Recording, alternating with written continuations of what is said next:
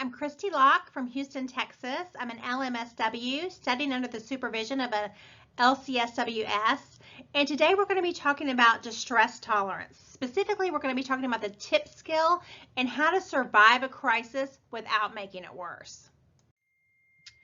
So the TIP skills are really effective when you're in a highly emotional state, when you're reactive, when you're flooding, when you're having a hard time managing your emotions. That's when these tools really come into play. TIP skills are fast acting tools that bring that emotional arousal down.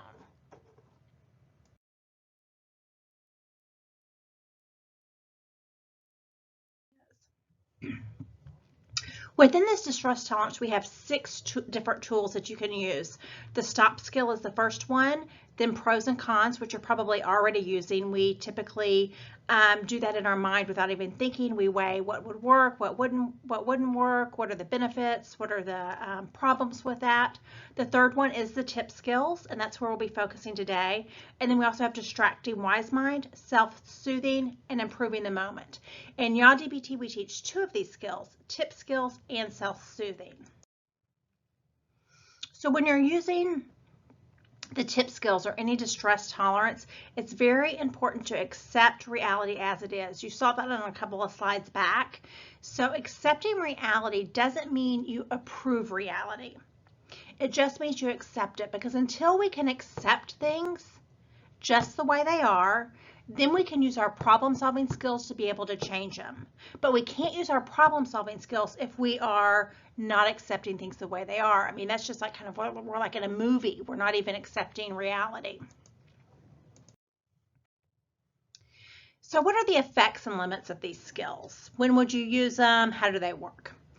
Distress tolerance skills are temporary. They're short-term. They aren't skills that you're going to use every day, every month. They're just skills you use during a crisis. They're designed to really survive painful emotional moments. So that's when you're in high reactivity, maybe you're crying, maybe you aren't able to really control your emotions, you have a true crisis that's overwhelming you.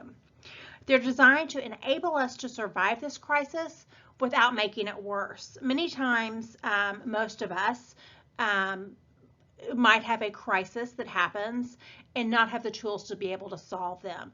And then sometimes we turn to our target behaviors to be able to solve them. Maybe we think, oh, just having 1 glass of wine or 2 glasses of wine might help me get through this moment. Or I could just get high, or I could binge eat. Really going to those behaviors that in the short term, yes, will provide some relief. But in the long term, the reality is it could make things worse.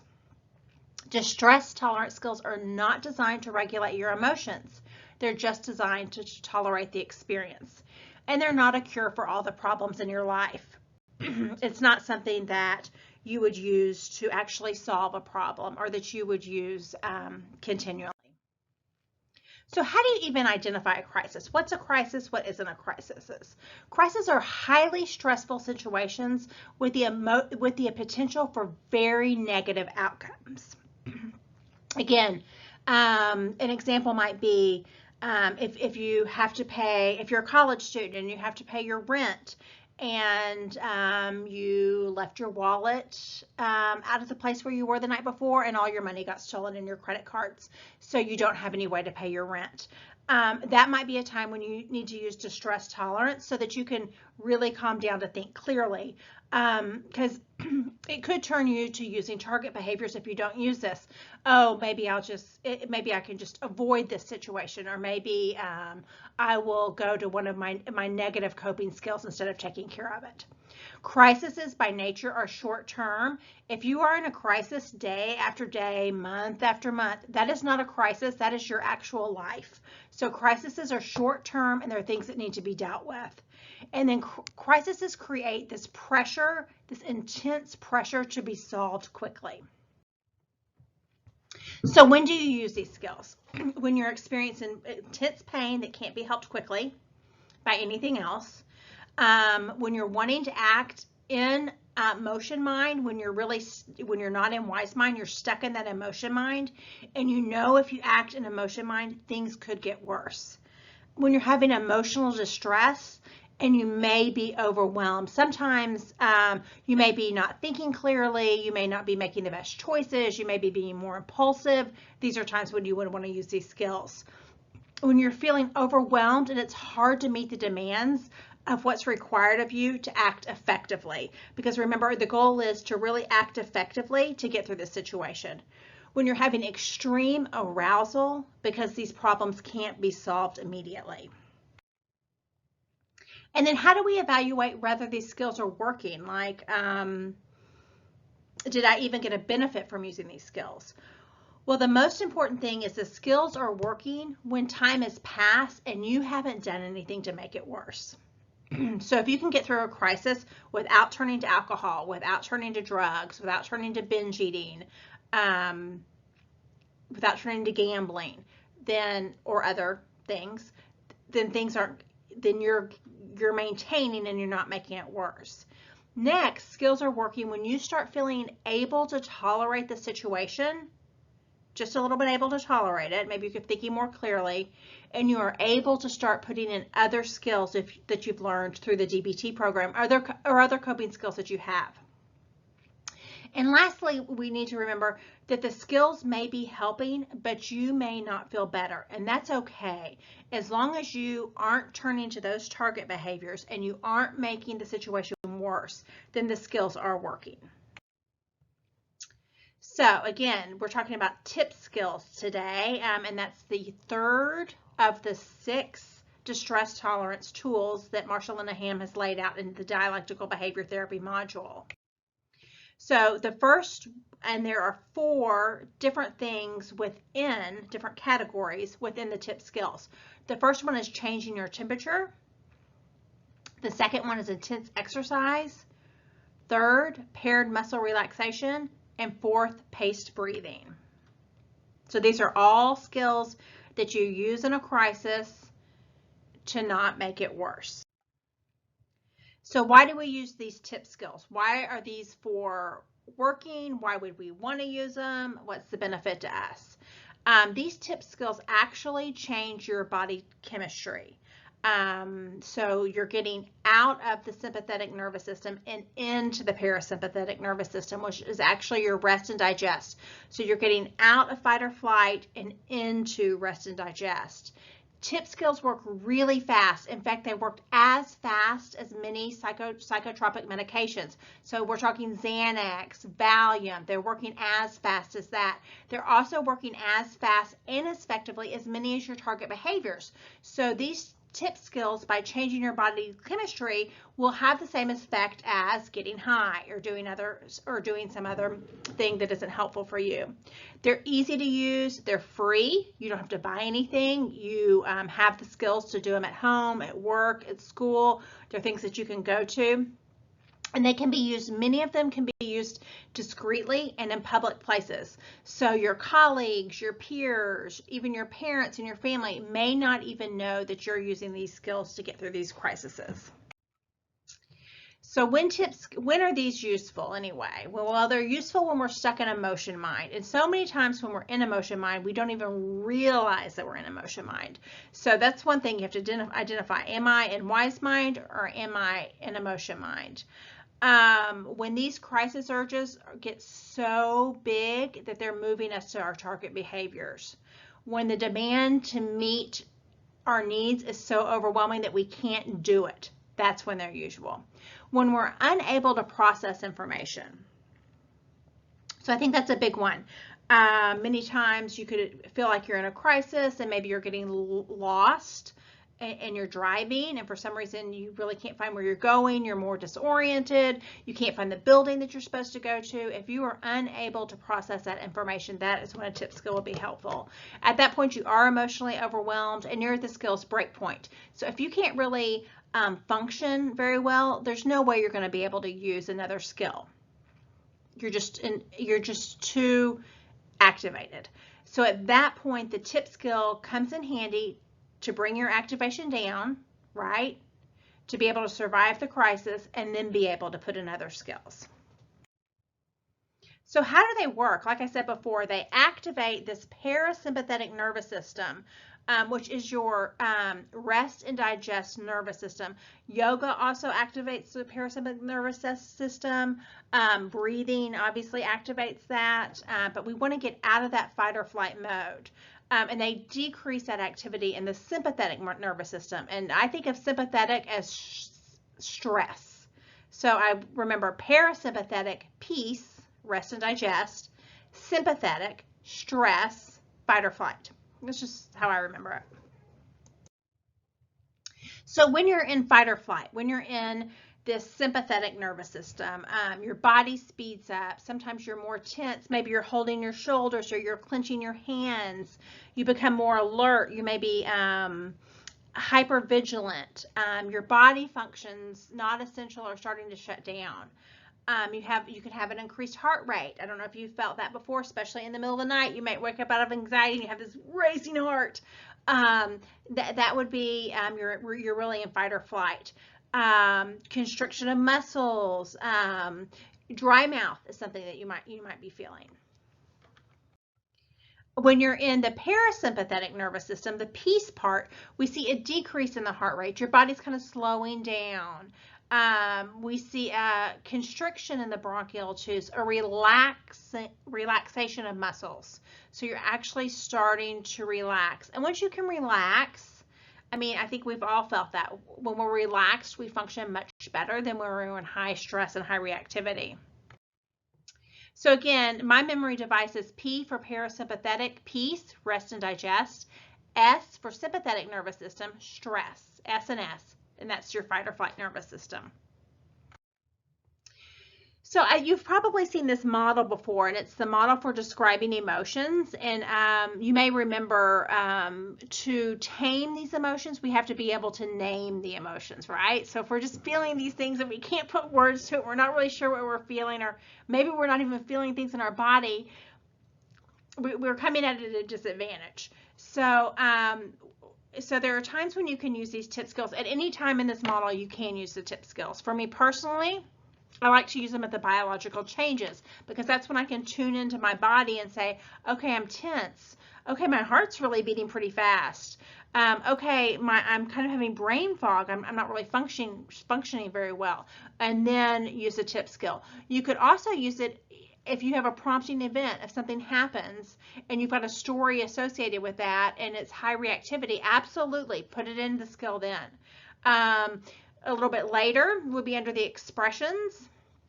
So that's a little bit later. I would prefer if we could catch it at the biological changes, but if you didn't, that's okay. And you catch it at the expressions. That's when you see your face and your body language changing. That may be when you are being more curt with your words choice. That might be when you're really snapping at people, or raising your voice, or having behaviors that you don't feel comfortable with, or that don't provide you with much self-respect, right? So you can use them at any time, and obviously at awareness, when you can say, oh gosh, I'm way overwhelmed, I'm activated.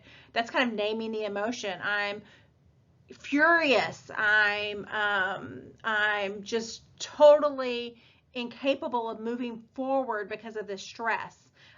You're aware of how you are, and you could put it in a tip skill at that point too. So the first one is tipping your temperature, and we do that with water. You can use it with ice and water, which is helpful to get it a little bit cooler depending on how warm your water comes out of the faucet. But we want to put cold water on our face, and this will actually induce the human dive reflex. So there's a lot of research on this that talks about when people go diving and they go underwater, that they go into the parasympathetic phase of their nervous system. So they are getting into rest and digest. The cool water, you're holding your breath for a minimum of 20 seconds, and it really does reduce emotional and psychological arousal. So all you do is you get a bowl of cold water, or you fill up your sink or your bathroom at the office. You fill it up with water. If you have access to ice from the kitchen, you can add that to the water, and then physically put your face in the water for 20 seconds. And I would encourage you to try this when you aren't activated. I think it's a great skill even when you're not activated. I personally feel much clearer, as many of my clients tell me the same thing. So many of the DBT clients talk about that. One other thing you might do is fill up a bag of just a regular Ziploc bag. Have that in your freezer at home or at work or your boyfriend's or your girlfriend's house. You can keep that if you need it, and you can hold that on your face for 20 seconds. Or also cold compresses. All of those things work. The main thing is a minimum of 20 seconds and holding your breath, and also getting your face lower. So you want to be bending down. So we use the cold water when we are activated and when we are in distress and in crisis. However, there are also times when this has been recommended to use, and that's when you're ruminating. So I don't know if you have this problem where you're thinking about something and you're constantly thinking about it over and over in your mind, and you can't really get out of your mind. This would be something you could use to decrease that feeling and that state that you're in. Also with disassociation, if you feel like you are maybe in a movie, you're outside of your body, you're just not really connected, maybe you could think of it as daydreaming. Disassociation is a great time to use this, as well as some people do disassociate in skills class or in individual therapy. So it might be helpful to talk to your individual therapist or coach about having those things available for you during session. So there's also a grounding exercise that you can do if you are feeling disassociative or kind of like you're daydreaming. And it's real basic. You can do it anywhere. You can do it in the classroom, but just name 5 things you can see. So you look around and name 5 things you can see. So for me, I can see my orange binder. I can see the light from my lamp behind me. I can see the pins on my desk. That's 3. I can see my plant and its green leaves. I like to say a color because that kind of tones me back into it. I can see my blue binder. So I would name 5 things. Name 4 things you can touch. I can touch my computer. I can touch my coffee cup. I can touch my glasses. I can touch my paper. So right, I'm getting out of my head. Like I'm not ruminating. I'm not disassociating. I'm really connecting with these things. What can I hear?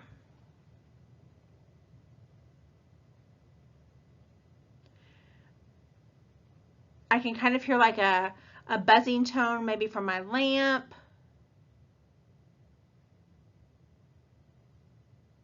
I can hear traffic outside my office window. And sometimes I can hear, I don't right now, but sometimes I can actually hear my supervisor in the next room or the other clinician in the next room over there. So I can hear like muffled voices. Name 2 things you can smell.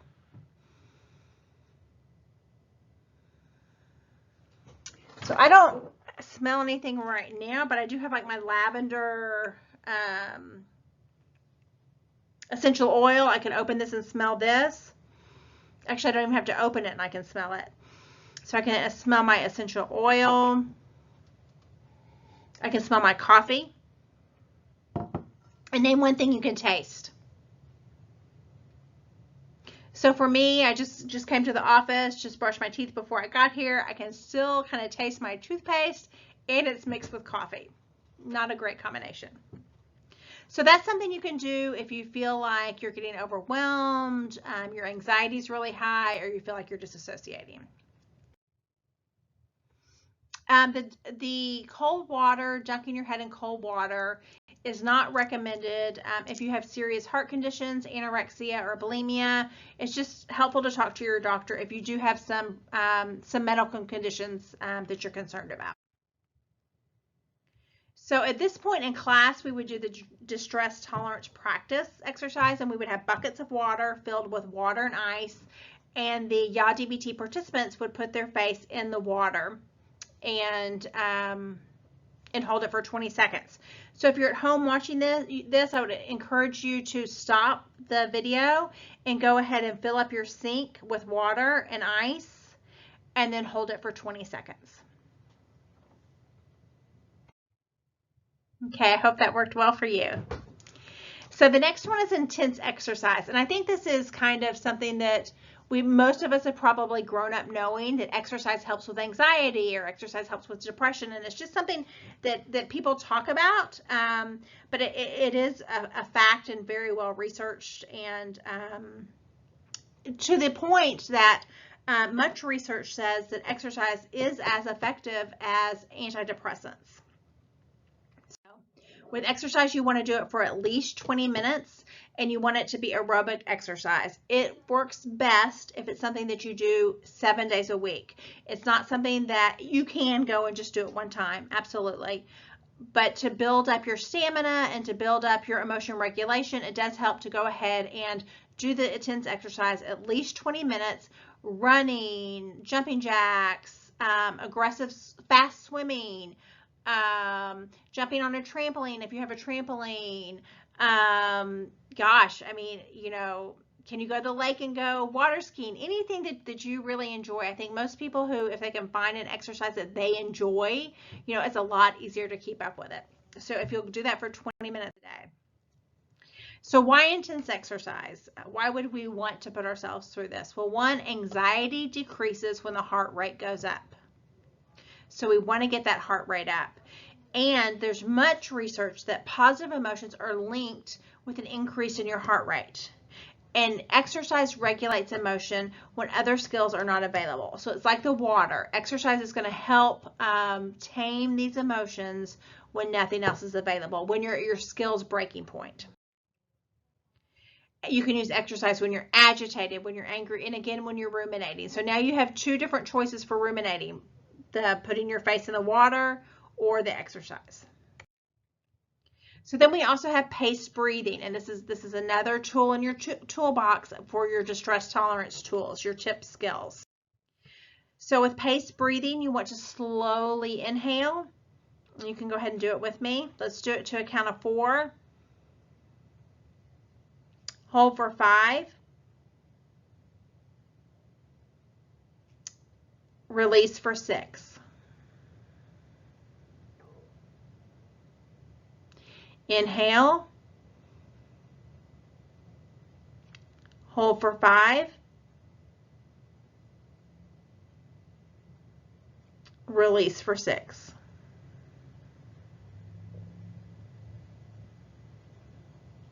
Inhale. Hold for 5. Release for 6.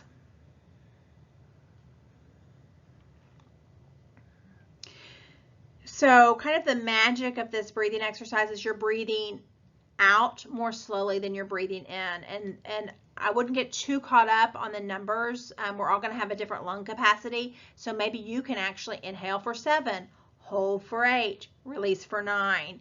Maybe that's not where you are and you start at a lower number. But the one thing you want to keep in mind is that you're actually exhaling more slowly than you're inhaling.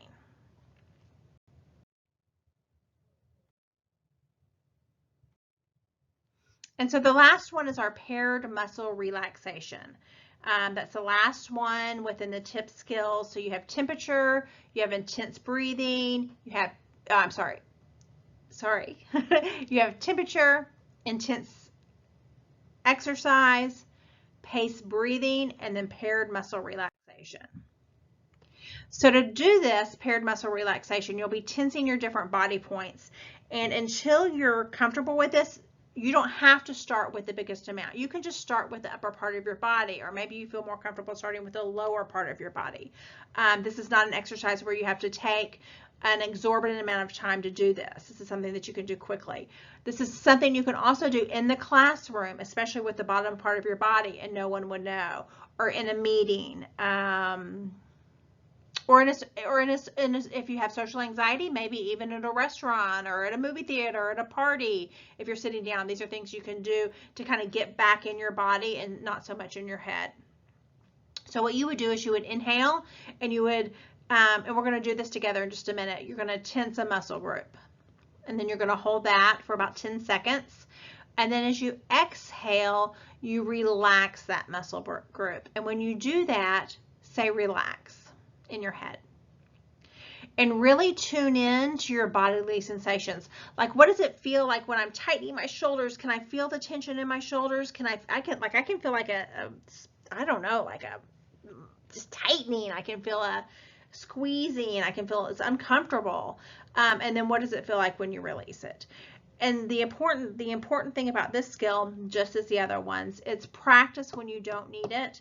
So when you do need it, it's accessible to you. We're building muscle memory. That's all we're doing. I know y'all have heard about, habits, and it's not really the person that's has the most willpower, has the most this or this that creates the best outcome. It's really doing the same thing over and over and over and getting better and better and better at it. It's consistency. It's just consistency. So to get good at something, you just have to be consistent at it and practice. So moving towards the paired muscle relaxation, I'll go ahead and walk you through that. So if you'd like to take a comfortable,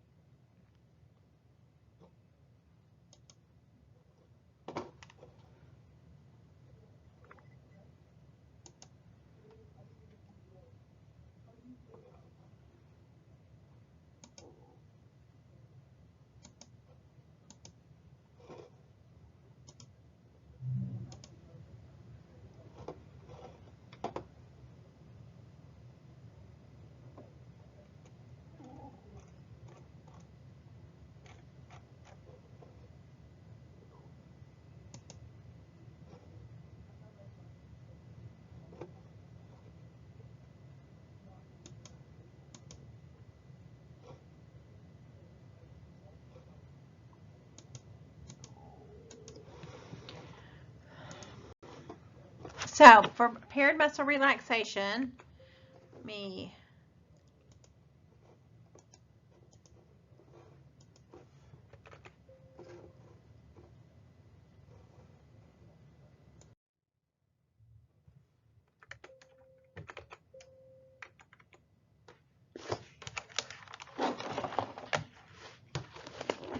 so if you'll find a comfortable seated position, or you might find yourself more comfortable maybe laying on your back, maybe with your palms facing upward.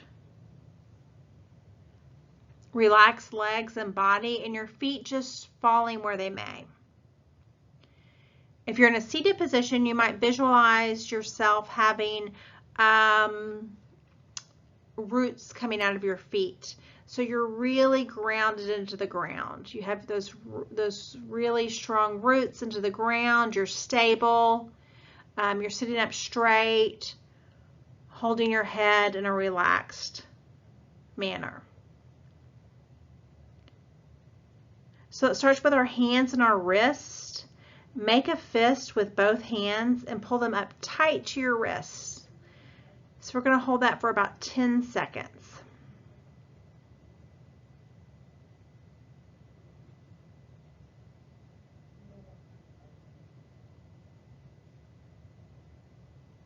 And relax. Take a deep breath in and out.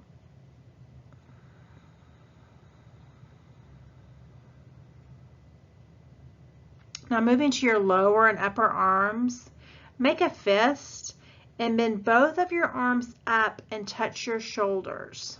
It should be like this. Let's hold for 10 seconds.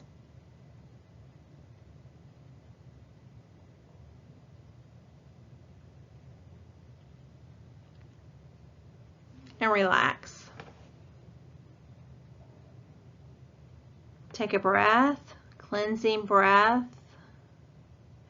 Notice your body. Where do you feel tension? What changes have you noticed? And now take your shoulders all the way up to your ears. So not only may you feel this in your shoulders, you may feel this somewhat in your back.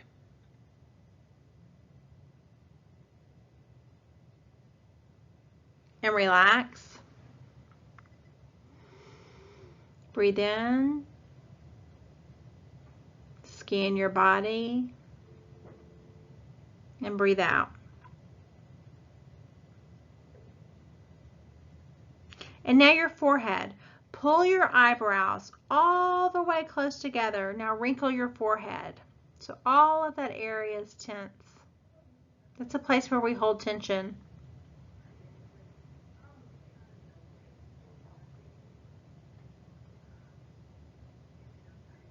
And relax.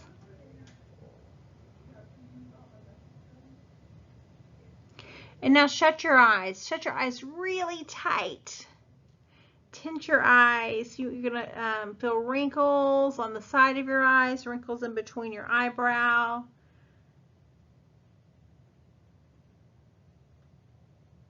And relax. Now take your tongue and with your mouth closed, push your tongue up to the top of the roof of your mouth.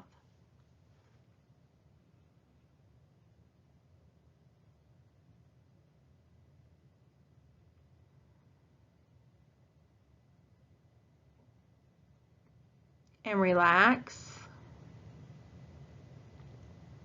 Check in with your body. Breathe.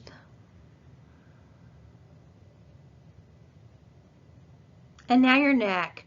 Push your head back into the chair or on your ground. If you're on your yoga mat, push your head back to something supporting you. And hold that.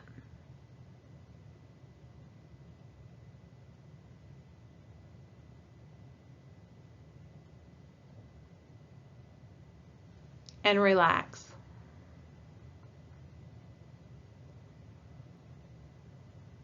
And now your stomach. Tighten your stomach. Bring your belly button back to your spine. So you've got a really tight stomach. It's really caving in. Hold that.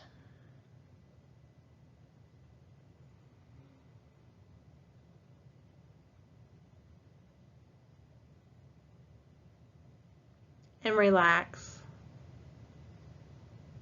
Now your buttocks, squeeze your buttocks together, tighten your buttocks. You may feel this in your hips, you may feel this in your thighs. Connect with those areas.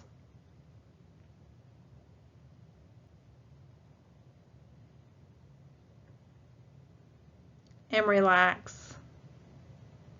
Now your upper legs and your thighs, we're going to tighten those upper legs, tighten those thighs, pull your kneecaps up.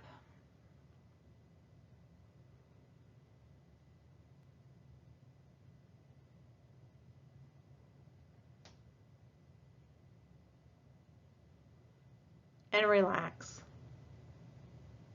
And then the calves, legs out straight, point your toes. I would say do this about an 80% because I don't want anybody to get a cramp, but go ahead and point your toes, tighten those parts of the lower part of your leg.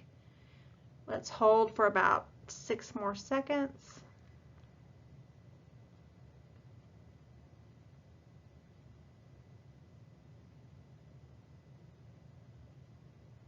And relax.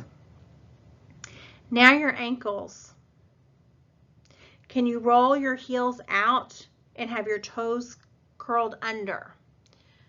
So you can either be like this or like this, but have those toes curled under.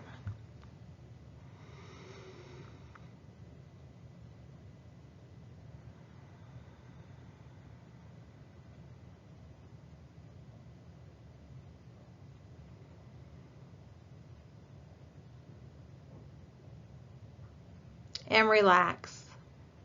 Let's take a few deep breaths together. Maybe give thanks for your body and how it's working. Can you notice the difference before you started and where you are right now?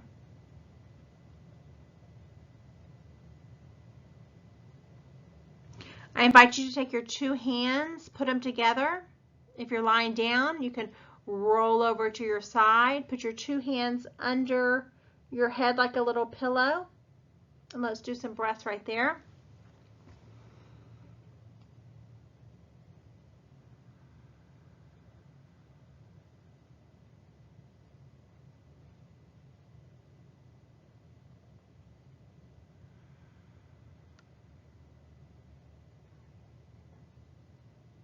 I invite you to slowly and gently and with a lot of self-compassion,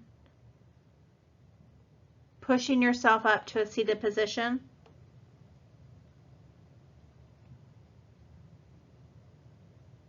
Checking in, tuning into your body.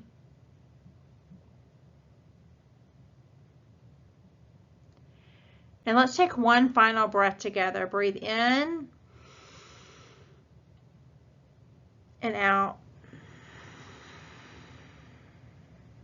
One more. Breathe in and out.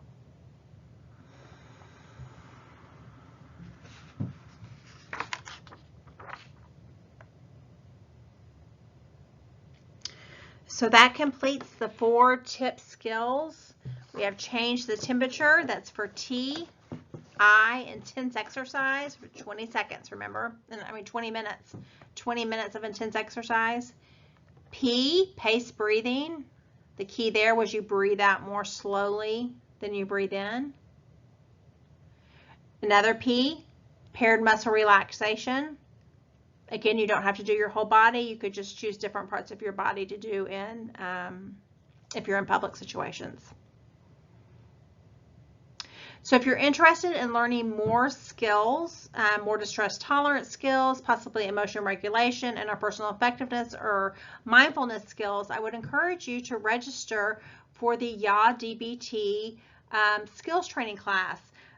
This is a skills class that will take you through the 4 modules of DBT and will not only teach you the skills, but they will be experiential. You'll actually be doing the skills in class. You'll be practicing them. You'll be talking about them and debriefing with them. There will be opportunities for group exercise and getting to know your other students in the class as a means of support, to really being with other people who have the same goals you do. So if you click on the link below, there's registration information, and I hope to see you in class. And if you have any questions, please click on the link, and you can email me and contact me about any questions you might have about the class. Thank you.